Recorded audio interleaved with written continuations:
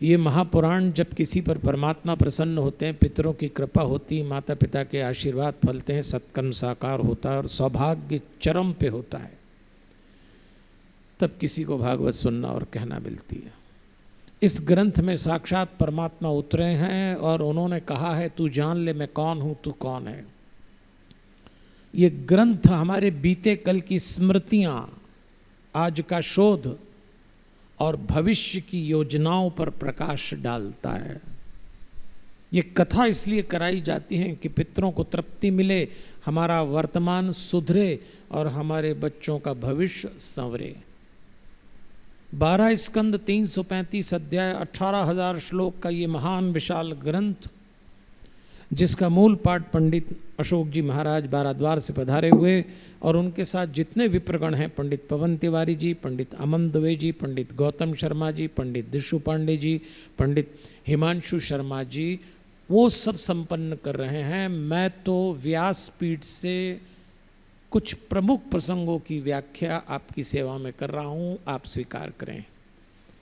कल हमने देवियों और सज्जनों कथा सुनी थी और हमारी कथा पहुँच गई थी वहाँ जहाँ हमें अपने संतानों में से 2 उदाहरण मिले, ध्रुव और प्रहलाद के। परिवार प्रबंधन पर 118 श्लोक में 7वें स्कंद के 14वें-15 अध्याय में बहुत सुंदर वर्णन आया और यही हमने कथा रोकी थी। अब हम आज 8वें स्कंद में प्रवेश कर रहे हैं।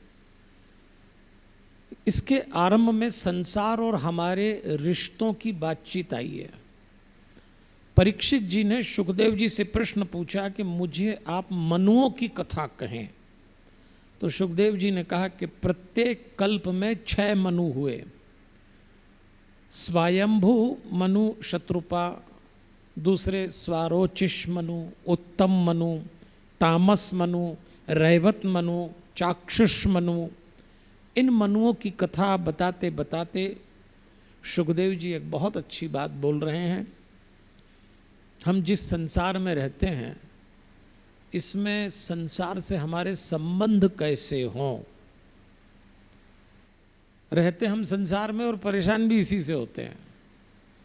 तो देखिए, ग्रंथ कह रहा है, सुखदेव जी बोले कि स्वयंभू मनु ने तप करते हुए भगवान की स्तुति की और एक श्लोक बोला, तेन तक्तेन भुंजिता माघ्रद कस्य स्वित धनम। ऐसा उन्होंने श्लोक बोला। अब सुनिए अर्थ ध्यान से। संसार के पदार्थों में मोह न करें, निर्वाह मात्र का उपयोग करें और तीसरी बात, तृष्णा को त्याग दें। अगर मैं आपको सरल भाषा में कहूं तो हम संसार में रहें, संसार हम में न रहे। बस ये बात पकड़ लो आप। थोड़ा सा फर्क है। संसार में तो रहना पड़ेगा, ये दुनिया बनाई अपन ने इसीलिए। लेकिन अगर आप संसार में अत्यधिक उतर गए तो फिर आप परेशानी होने वाले हैं। ये विश्व सत्ता उसकी बनाई है। एक छोटा सा फार्मूला दे रहा हूं, अगर संसार में सुख रूप से रहना है तो एक बात रोज अपने आप को समझाना, वो करा रहा है तो हम कर रहे हैं। जिस दिन आपने इस दुनिया में कहा मैं कर रहा हूं, मैं कर रहा हूं, कबाड़ा होने वाला। और हुआ। आज कुछ कथाएं आएंगी तो समझ में आएंगे।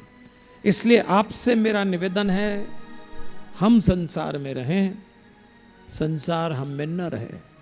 आइए, सुखदेव जी परीक्षित को कथा सुना रहे हैं। अब एक गजेंद्र मोक्ष की कथा आएगी। एक गजराज था, हाथियों का राजा। अपनी पत्नियों, अपने बच्चों, अपने रिश्तेदारों, भाई बहन और मित्रों को लेकर जंगल में जाता, मौज मस्ती कराता। एक दिन सब लोग एक जलाशय में उतरे। हम लोगों का मनोविज्ञान होता है, पानी में उतरो तो थोड़ी मस्ती ज़्यादा चढ़ जाती है। खूब पानी उड़ा रहे एक दूसरे के ऊपर। उस जलाशय में एक मगर था। उसने गजराज का पैर पकड़ लिया और नीचे खींचना शुरू किया गजराज को लगा मगर बलवान है, मुझे अंदर ले जाएगा। तो गजराज ने अपनी पत्नियों से, अपने बच्चों से, अपने मित्रों से, भाई बहनों से, रिश्तेदारों से कहा, ये मगर मुझे भीतर खींच रहा है, तुम लोग पकड़ के बाहर खींचो। सब खींचने लगे। उस खींचा खींची में मगर बलवान निकला तो भीतर खींचने लगा। इतना भीतर जाने लगा गजराज कि पत्नियों ने, बच्चों ने, मित्रों ने, रिश्तेदारों ने सोचा कि हम इनको पकड़ के बाहर खींच रहे हैं, वो भीतर खींच रहा है, यदि हमने इसको नहीं छोड़ा तो इनके साथ हम भी जाएंगे। तो धीरे धीरे सब ने हाथ छोड़े। गजराज ने देखा सब टाटा कर रहे थे, पत्नी, बच्चे, दोस्त, के जाओ भैया, इससे आगे कोई किसी के साथ नहीं जाता, मौत आएगी तो कोई साथ नहीं जाता। सब ने टाटा किया। तब गजराज को एक बात समझ में आई कि कोई साथ जा नहीं सकता, तो क्या करूं। तुरंत भगवान को याद किया, नारायण को जलांजलि दी। भगवान प्रकट हुए, सुदर्शन चक्र से मगर को काटा। ये कथा आप जानते हैं, गजराज को मुक्त कराया। पर इस कथा में एक संदेश निकल के आया, जिस दिन हम इस दुनिया से जाएंगे, बाल बराबर भी वस्तु नहीं ले जाएंगे, ये बाल भी यहीं जल जाएंगे। तो फिर क्या ले जाएंगे? गजराज ने सिखाया, वही ले जाएंगे जो लाए थे। अब बात थोड़ी गंभीर हो रही है। आप वही ले जा पाएंगे जो लाए थे, यहां का तो सब यहीं छूटना है। तो क्या लाए थे? आत्मा लाए थे और आत्मा ही ले जा पाएंगे। शरीर तो जला दिया जाएगा। अब आत्मा की बात आ गई, जो कि मैं पहले दिन से कह रहा हूं कि हम सब 3 बातों से बने हैं, शरीर, मन और आत्मा। शरीर से आत्मा की ओर जब जाते हैं तो बीच में मन आता है, और मन आपको जाने नहीं देता, क्योंकि जिसका शरीर और आत्मा चिपका हुआ वो अशांत, और जिसके शरीर और आत्मा में गैप वो शांत। तो मन को डाइल्यूट करिए तो दोनों में गैप आ जाता है और आप शांत हो जाएंगे। आत्मा को समझिए, एक शब्द अपने कलेजे पे लिख के रखिए, रोज इस शब्द को दोहराइए, मैं एक आत्मा हूँ, अभी इस शरीर में हूँ, मैं एक आत्मा हूँ, अभी इस शरीर में हूँ। ये बार बार दोहराइए, तब समझ में आएगा। लेकिन हम समझते हैं हम ही शरीर है, आत्मा तो कुछ होती नहीं है, लोग मान लेते हैं, तो बस, तो फिर अशांति का केंद्र है शरीर।